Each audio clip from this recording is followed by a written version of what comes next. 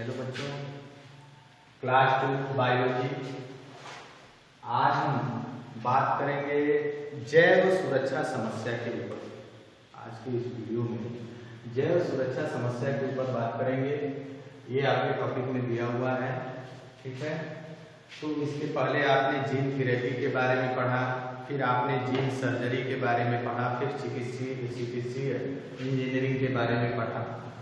तो इसके बाद जो अगला टॉपिक है इसमें आपका आता है जैव सुरक्षा समस्या।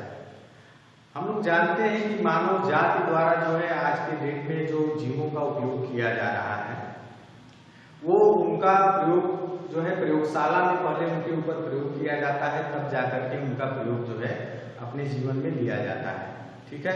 इससे क्या हो रहा है कि जिन जीवों का प्रयोग प्रयोगशाला में किया जा रहा है लेकर के उनकी सुरक्षा पर एक समस्या खड़ी हो गई। इसी को ध्यान में रखते हुए ये जैव सुरक्षा समस्या के बारे में यहाँ पे इसको इस चैप्टर के अंतर्गत इसको इंक्लूड किया गया है, दिया गया है।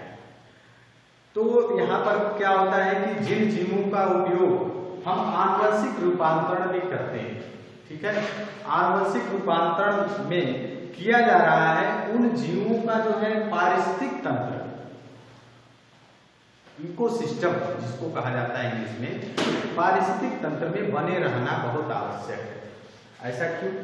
देखिए, कोई भी जीव है उसके जीन को आप अगर निकालते हो तो उनको जो है क्या है, या तो आप ऑटोमेटिकली उसको किल करो, आप उसके बाद उसको बाहर निकालते हैं, निकाल करके उसके डीएनए को फिर जो है कि जहाँ पे उनकी कॉपी तैयार कर लेते हैं, उनकी कॉपी तैयार करते हैं, रिकॉम्बिनेंट डीएनए बनाते हैं, फिर जो है उसको इंसर्ट करते हैं। तो मतलब कि अगर एक जगह कहीं लाभ हो रहा है उसका, तो कहीं एक जगह उस जीव का दोहन हो रहा है, उस जीव को क्षति पहुंच रही है। यानी कि जो जीव इस पारिस्थितिक तंत्र का अंग बना हुआ है, उस पारिस्थितिक तंत्र से उसको क्या किया जा रहा है, आइसोलेट कर दिया जा रहा है।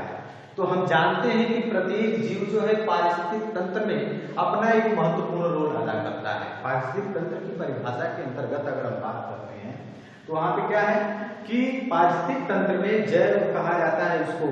पारिस्थितिक तंत्र उसको कहते हैं जिसमें जैव तथा अजैव घटकों के मध्य जो पारस्परिक संबंध होता है, ठीक है, उन संबंधों को कहा जाता है पारिस्थितिक तंत्र, ठीक है, जिसमें एबायोटिक और बायोटिक कंपोनेंट, ठीक है, दोनों इंक्लूड होते हैं, उनको पारिस्थितिक तंत्र कहा जाता है। तो एबायोटिक भी बायोटिक से संबंधित होता है और बायोटिक भी एबायोटिक से संबंधित होता है। अब बात करते हैं कि जैसे कैसे जीव एक दूसरे के ऊपर संबंधित हैं। जैसे मान लीजिए कि एबायोटिक में आता है हवा है, पानी है, ठीक है, इस तरीके से मिट्टी है, तो सूर्य का प्रकाश है, तो ये सब ये बायोटिक कंपोनेंट है। बायोटिक कंपोनेंट की अगर बात करें तो जिसमें पौधे और जंतु दोनों आते हैं, ठीक है। तो इसमें क्या है कि आप देखते हैं कि एक जो जीव होता है वो पौधे के ऊपर शाकाहारी डिपेंड होता है, पौधे के ऊपर जो शाकाहारी कुछ फिर मांसाहारी खाते हैं, मांसाहारी, ठीक है। तो इस तरीके से एक इनका क्या है, एक सीरियल क्रम बना हुआ है। तो अगर मान लीजिए कि अगर मेढक जो है अगर टिड्डे को खाता है, और मेढक के ऊपर तमाम जो है आप लोग देखते थे कि पहले इनके ऊपर प्रयोग किया जाता था, ठीक है। तो प्रयोग करने के बाद जो है क्या है, प्रयोग होता था, तो इसलिए जब देखा गया कि जैव सुरक्षा की समस्याएं आने लगी, तब इनके ऊपर देखते हैं कि बाद के इधर के दशकों में देखा गया तो इनके ऊपर जो है प्रयोग क्या है बंद हो गया, ठीक है, इससे बैन लगा दिया गया, ठीक है। अब उनको प्रोजेक्ट के माध्यम से आप लोग देखते हैं कि आपके चैप्टर में दिया हुआ है, उसके बारे में आप बात करते हैं।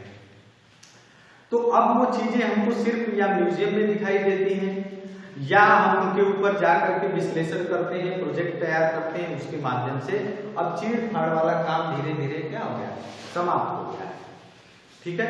तो अब इन चीजों को यहाँ से हटाया गया। जैसे मान लीजिए कि अगर पारिस्थितिक तंत्र में अगर चूहे हैं, चूहों के ऊपर अगर कोई सांप अगर जो है क्या है डिपेंड है, तो अगर सांप को मान लीजिए कि अगर वहां से हटा दिया गया, पारिस्थितिक तंत्र से आइसोलेट कर दिया गया, तो उसको हटाने के बाद देखेंगे कि जो चूहे होते हैं उनकी संख्या जब बढ़ जाएगी तब क्या होगा, बढ़ने के बाद वो फसलों को अत्यधिक प्रभावित करेंगे, ठीक है। फसलों के साथ समस्या उत्पन्न हो जाएगी, फसल को कुतरेंगे, नुकसान होगा, आर्थिक व्यवस्था भी डैमेज होगी उससे, ठीक है। तो इस तरीके से हमारी इकोनॉमिक व्यवस्था पर भी इसका असर पड़ेगा, ठीक है। तो प्रत्येक जंतु का इस पारिस्थितिक तंत्र में बनाए रहना क्या है, अति आवश्यक है, ठीक है। तो इसलिए उन जीवों को बचाने के लिए, उनकी सुरक्षा करने के लिए ये जो है जैव सुरक्षा का मतलब जीवों की सुरक्षा, इसके अंतर्गत प्लांट और एनिमल दोनों आते हैं। उनको जो है उनकी अपूरणीय क्षति न हो, ज्यादा से ज्यादा मात्रा में उनकी क्षति न हो, उनका नुकसान न हो, उनको जो है रोकने के लिए यह जो है टॉपिक इसके अंतर्गत रखा गया है। क्योंकि इसमें देखा गया कि जब जीवों को आनुवंशिक रूपांतरण किया जा रहा है तो उसमें जीवों को कहीं न कहीं मारा जा रहा है, तब उनके डीएनए को निकाल करके फिर दूसरे के डीएनए में इंसर्ट करके उनसे लाभ लिया जा रहा है। तो कहीं न कहीं एक जो जीव हमारे पारिस्थितिक तंत्र का अभिन्न बना हुआ है वो भी हमारे जो है पारिस्थितिक तंत्र से आइसोलेट हो रहा है। तो बाद में कोई समस्या होगी तो उस जीव की कमी को कौन पूरा करेगा, समस्या ये है, ठीक है। तो यहाँ पर इसकी सुरक्षा के बारे में बात की गई, इसीलिए कह रहा है कि भारत और अन्य देशों में, यहाँ पे देखिए कुछ टॉपिक जो है आपको लिखे गए हैं जो इसके महत्वपूर्ण टॉपिक हैं। भारत व अन्य देशों में कुछ ऐसे संगठन बनाए गए, स्थापित किए गए हैं जो जैव सुरक्षा समस्या को लेकर के उनको क्या करते हैं, वैधानिकता प्रदान करते हैं, ठीक है। एक कमेटी इसके ऊपर बनाई गई। आनुवंशिक इंजीनियरिंग के अंतर्गत आप देखते हैं कि विभिन्न प्रकार के जीवों को क्या किया जा रहा है, उनके जीन को निकाल करके दूसरे जीन में स्थानांतरित, दूसरे जीवों में स्थानांतरित किया जा रहा है, यानी आनुवंशिक रूपांतरण किया जा रहा है। इसलिए आप देखते हैं कि वांछित लक्षण उत्पन्न किए जा रहे हैं। जैसे वांछित लक्षण उत्पन्न करने का मतलब आप समझ लीजिए कि जैसे आपने देखा कि कोई भी अगर दो फसल है, पौधों की बात कर रहे हैं, तो वो फसल में एक की पैदावार अधिक है, तो उसमें क्या है, उसका जो है कि इम्यून सिस्टम यानी जीवों से रोगों से लड़ने की जो रक्षा है, प्रतिरक्षा तंत्र है, उसके अंदर कम है, पैदावार अधिक है, रोगों से लड़ने की क्षमता कम है उसके अंदर। और एक जो है अगर कोई पौधा है उसी वैरायटी का, उसके अंदर क्या है कि रोगों से लड़ने की क्षमता अधिक है लेकिन पैदावार कम है। तो अब क्या करेंगे, दोनों के जीन को निकाल करके एक वांछित लक्षण उत्पन्न करते हैं। वांछित लक्षण का मतलब कि हमको वांछित लक्षण तब प्राप्त होगा जब वांछित लक्षण में कि दोनों चीजें उपलब्ध हो, यानी कि रोगों से लड़ने की क्षमता भी उपलब्ध हो और क्या हो, वो जो प्लांट है या पौधा है वो अधिक से अधिक जो है प्रोडक्शन दे, अधिक से अधिक पैदावार उससे उत्पन्न हो। तो ये चीजें इसके लिए अति आवश्यक है। तो इसलिए कह रहा है कि यह जो है आप जब आनुवंशिक रूपांतरण करते हैं तो ये क्या है, आपकी दृष्टि से देखने में ये हानिकारक भी हो सकता है और लाभदायक भी हो सकता है। हानिकारक क्योंकि अगर उस जीव को वहां से आइसोलेट कर रहे हैं तब वो जीव क्या हो जा रहा है, उस पारिस्थितिक तंत्र से वो आइसोलेट हो जा रहा है, वो खत्म हो जा रहा है, ठीक है। अब क्या करते हैं कि इसके अलावा विभिन्न जो जीवों का इसके दोहन भी होता है, यानी उनको नुकसान भी पहुंचता है, यानी कि कोई अच्छी चीज तैयार करने के लिए कई चीजों को मारना पड़ता है, किल करना पड़ता है, तब जाकर के कोई अच्छी चीज बनती है। तो वो जीव तो वहां से नष्ट हो गए ना। तो इसलिए कह रहा है कि उसमें विभिन्न प्रकार के जीवों का दोहन भी होता है, अतः उसके दुरुपयोग को रोकने के लिए उनका नियंत्रण क्या है, अति आवश्यक है, ठीक है, कि ताकि अधिक कम से कम वो संख्या में मरे या उनको जो है बचाया जा सके। इसलिए भारत में एक ऐसी संस्था है जिसको कहा जाता है GEAC, जिसका हिंदी नाम है आनुवंशिक अभियांत्रिकी संस्तुति समिति, जेनेटिक इंग्लिश में इसको कहते हैं जेनेटिक इंजीनियरिंग अप्रूवल कमेटी। ये जो है भारत में ये संस्था जो है संगठित की गई है, गठित की गई है।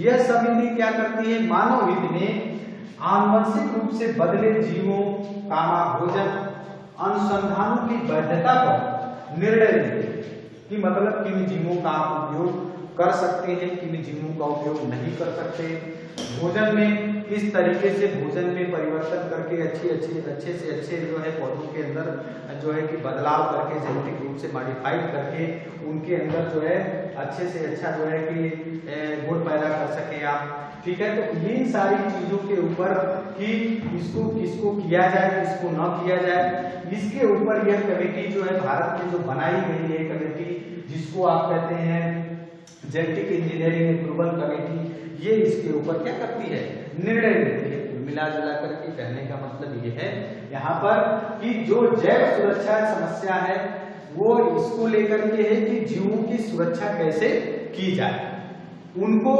अधिक से अधिक इस जो है पारिस्थितिक तंत्र में बनाए रखा जाए, उनको नष्ट न किया जाए, ताकि अगर जो जीन आज के डेट में इस जीन पूल में बने हुए हैं वो क्या हो, यहाँ से नष्ट न हो, उनका भविष्य में उनका उपयोग होने पर या उनकी जरूरत पड़ने पर उनको आसानी से प्राप्त किया जा सके।